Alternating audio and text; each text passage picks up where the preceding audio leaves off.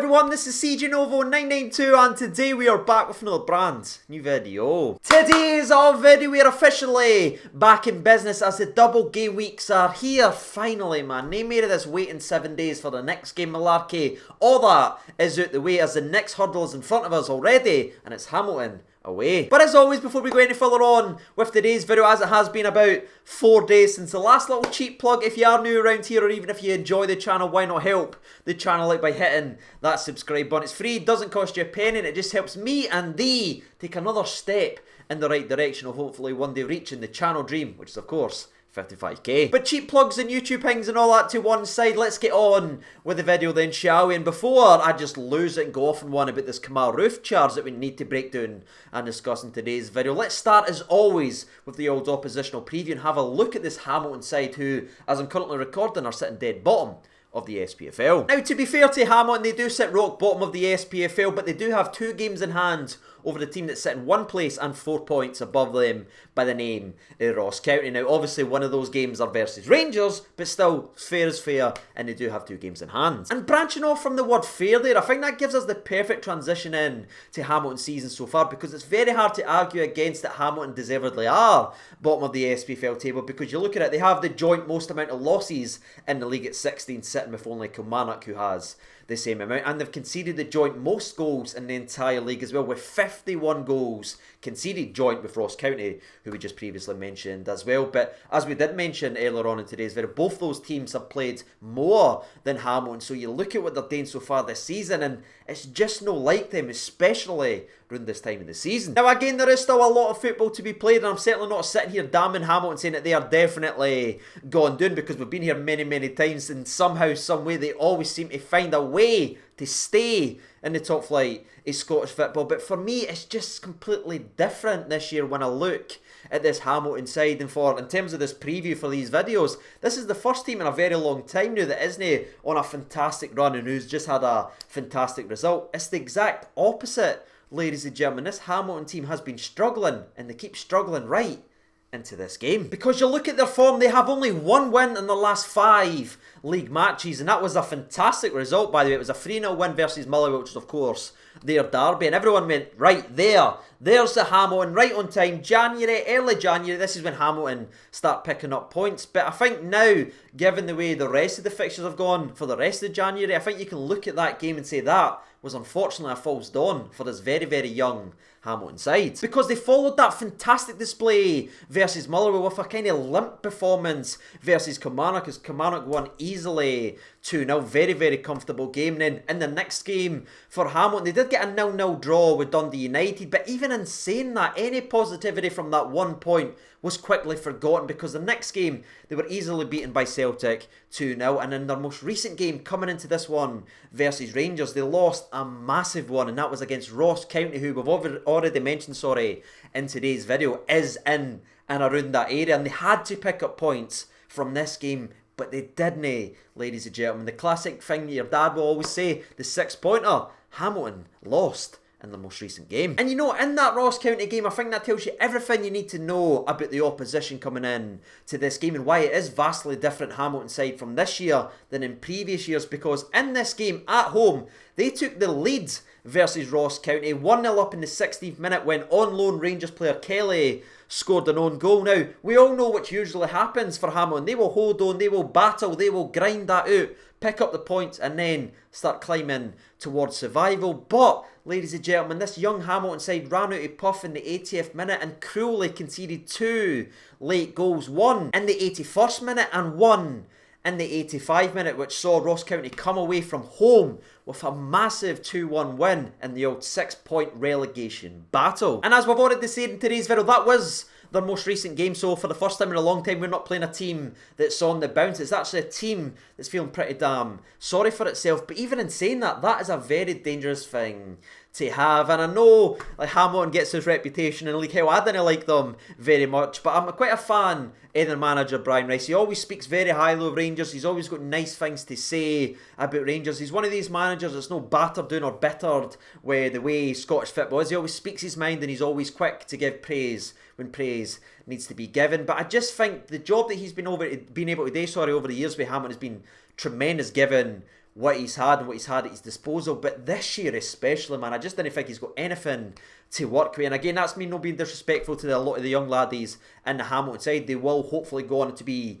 very good players, but there's just too many young players. There's too many potentials in that squad. They've not got the hard, gritty players that can roll the sleeves up and grind out wins, be nasty when they need to be nasty, and be shithouse kings when they need to be shithouse kings. They're just missing that. They're missing a perfect example of a Gogic in their team, and for me, that is the key difference in this Hamilton side this season than in previous years. And you know something, that's kind of us done and dusted with the old oppositional preview. Hamilton still set up the same way as we broke down in the previous preview video. They still set up with the 3 at the back with the 5 across the middle to make it difficult, but as a defensive unit they all just come all the way back to their defence. So it was pretty much an 8-man defence in and around the area. Yes, it's going to be one of those games all day tomorrow. Looking forward to growing even more grey hairs. But they still keep the 2 up top, and they have done this a couple of times versus Rangers, and we spoke about that in previous videos as well. They'll have Okampo as a kind of willing runner slash target man, and whoever they select to go next to Okampo up top will be very interesting, because they've been kind of chopping and changing quite a lot recently in their starting 11. Whoever is selected to go aside him will be the kind of guy that tries to nip in front of the centre halves, win cheap free kicks and run to the channels to try and stretch the centre backs. We've seen that a lot from Hamilton, and I can imagine that is what we'll see. A lot of defending with the 8-man defence and the quick long balls into the channels to try and split our centre halves and take advantage of our bombing forward fullbacks. And with that being said, that's the old oppositional preview wrapped up and done and dusted. Now it's time to flip over and talk about what matters most, and as you can see, the smile's getting a wee bit wider, so that can only mean one thing: we're here to talk about Rangers. But weirdly, the first topic of discussion isn't a smiling conversation where we can have fun and talk, because the first topic of discussion is going to be the biggest news of the last 24 hours, and that is the fact that the SFA has charged Kemar Roofe for his challenge in the St Johnstone game. A challenge, by the way, that I said, there's, even though this and this and this about the SFA, I didn't believe that they would come ahead and charge Kemar Roofe, because there's no intent to hurt the players, there's no malice behind it. Hell, the St Johnstone manager after the game confirmed and said it himself, he doesn't believe there's any malice in it. So I'd sat here and I said I didn't expect the SFA to come out and charge, but by God, how naive was I? Now, just in case you don't know, the SFA has charged Rangers with a 2-match ban for Kemar Roofe, which they can accept and he'll be banned for the 2-match, or they can appeal it, and if they appeal it and it ends up being ruled in the SFA's favour, Kemar Roofe will be then banned for 3 matches. So it's kind of a lose-lose situation, because we either accept it and lose Kemar Roofe for 2 games, or we appeal it, and the same idiot panel who sat there in the same game looked at a stamp from McGregor and a stamp for Morelos and only charged the Rangers player. That's the same type of people that's going to be sitting here on the panel looking to overturn and admit the SFA was wrong. I think we all know that won't happen. But there is a couple of things that I want to actually break down and discuss with this actual challenge, because right off the bat, was it a red card? As I said in the video, yes, it's a red card. Again, I don't think there's any intent and malice behind it, but he's trying to stab his foot down, to block the ball off so he can get the challenge in and around the box. He does it so many times, and when he does that and he wins as a foul, the commentary, everybody says, oh, Roofe's very clever here. But this time he mistimes it, because it's a Johnson player, to be fair to him, gets in there into the ball before him. But now, Kemar Roofe is a big bad guy, and everyone's forgetting that he does that nearly every single game and just wins us a free kick being clever. But something else that I do want to clear up, by the way, right, is that for me was a red card. But do I agree with the challenge to go ahead and charge him? No, because for me it's no violent conduct, and the fact that the referee has went ahead and they're saying that the referee didn't see the incident. Really? He didn't see the incident?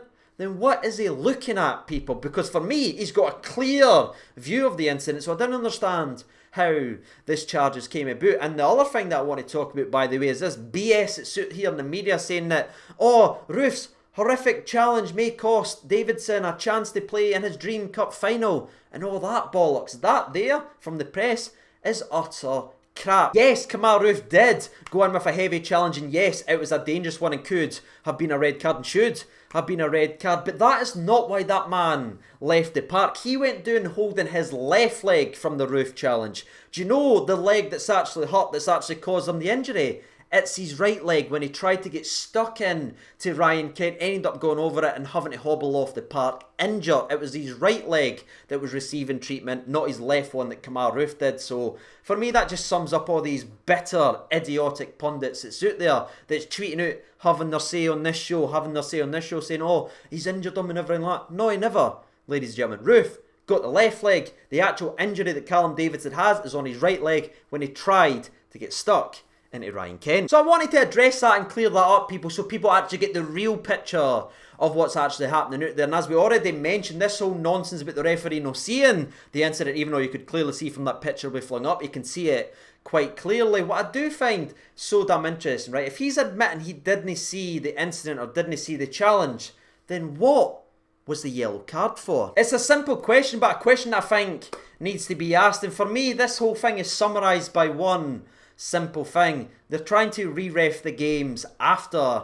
the game's finished. Something that they said that the compliance officer and the SFA wasn't gonna do, but clearly that is what's happening these days. It's whatever these pundits are talking about on this tin pot show or at halftime at Sky Sports. Whatever they're bringing up seems to be what's paid attention to in the old compliance officer, which just brings the attention to me is, do they even watch the other games? Because it's not just Rangers and Celtic it plays, there's plenty of other teams in this league and plenty of other horrific challenges on a weekly basis that isn't getting talked about. And I mean, the only consistency that I can find from the compliance officer is the consistency of the team that's being cited. But to wrap up my thoughts and opinions on this, because I could just go round and round and round with this one, do I think it was a red card at the time? Again, for the umpteenth time, I'm saying yes. But do I think he should have been charged? No, because it's not violent conduct, because there's no intent, there's no malice behind it. And the referee clearly saw it because he booked.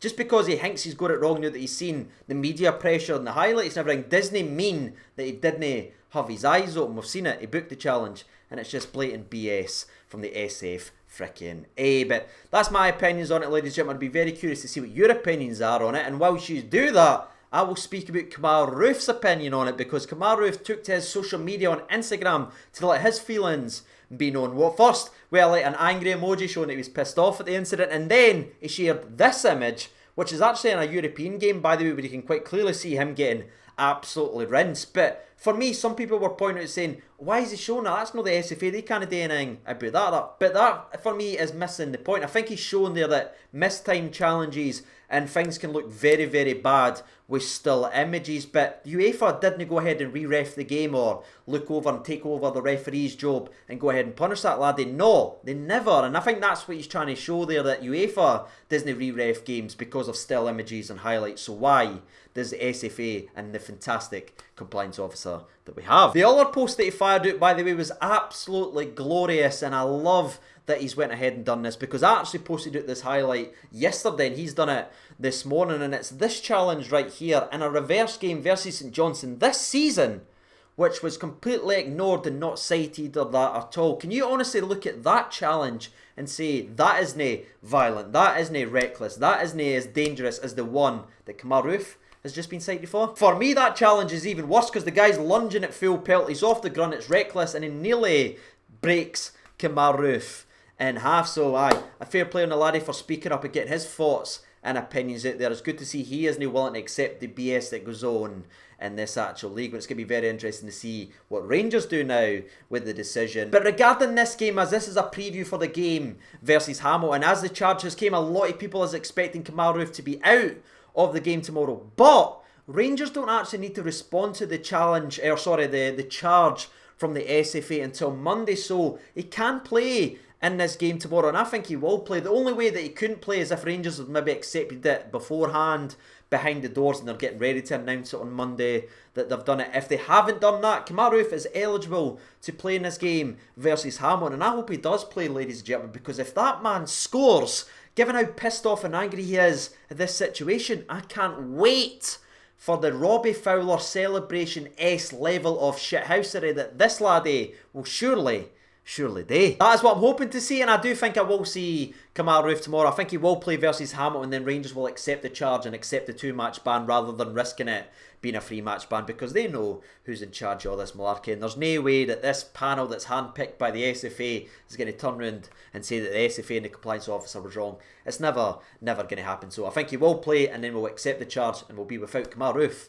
for 2 games. Regarding the rest of the team, by the way, we of course have Alfredo Morelos who's serving his 2nd game suspension, so we're edging closer and closer to finally seeing Cedric Itten starting a game. Scotty Arfield continues to edge closer and closer to returning to the starting 11 as well, by the way, as still in the old pencil date for his return is that European game. Katic is the only long-term injury, as Rangers and Steven Gerrard has decided to be patient with the laddie and not risk him back too soon. And last but not least, regarding the old striking options, by the way, Jermaine Defoe has a slight issue, so he will be officially ruled out of this game versus Hamilton. But thankfully, he will be back in Wednesday, which, if we continue to run and whoever starts up front is get suspended and charged by the SFA, he's going to be needed by Wednesday because he will be the only striker we have left. But that's it, ladies and gentlemen, boys and girls. That's us all kind of done and dusted. There's not too much to break down in terms of Rangers coming into this game because we all know how well they're actually playing. We know the mindset of being 1 game at a time, and this tomorrow is just yet another hurdle that we need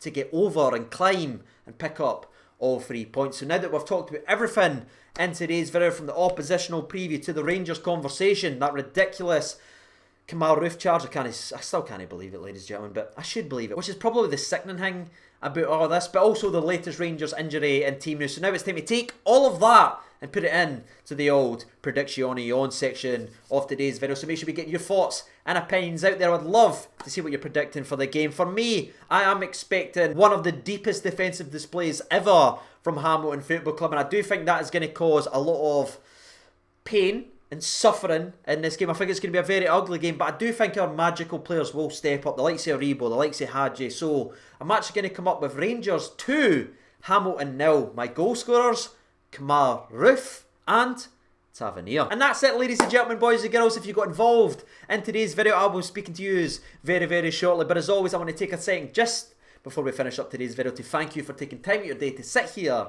and talk about Rangers things with me. I'll see you tomorrow after the game. All the best and bye-bye.